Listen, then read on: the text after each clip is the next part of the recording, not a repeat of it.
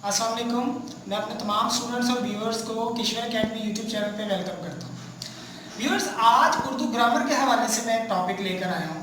अक्सर बच्चों को और लोगों को के और के इस्तेमाल में बड़ी कन्फ्यूजन होती है। ये दो अलग हरूफ हैं और अगर इनका जुमलों में गलत इस्तेमाल किया जाए तो जुमले का मतलब बदल जाता है।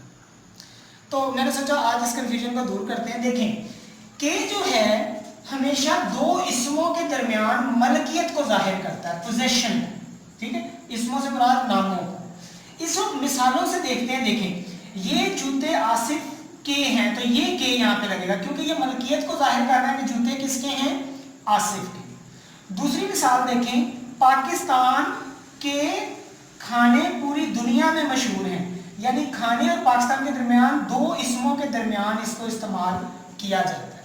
ठीक है, अब जो दूसरा के है उसको देख लेते हैं।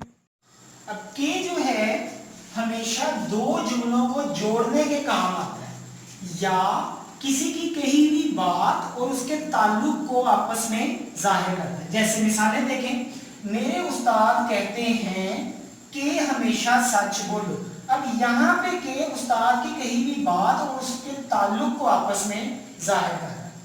दो जुमलों को कैसे जोड़ता है? वो इतना मसरूफ है उसे सर खुजाने की फुर्सत नहीं, तो यहाँ पे लगेगा ये वाला के कि वो इतना मसरूफ है कि उसे सर खुजाने की फुर्सत नहीं।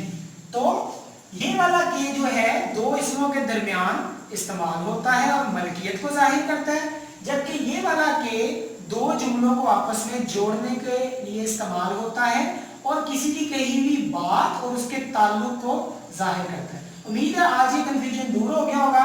For more educational video subscribe our channel. Thank you.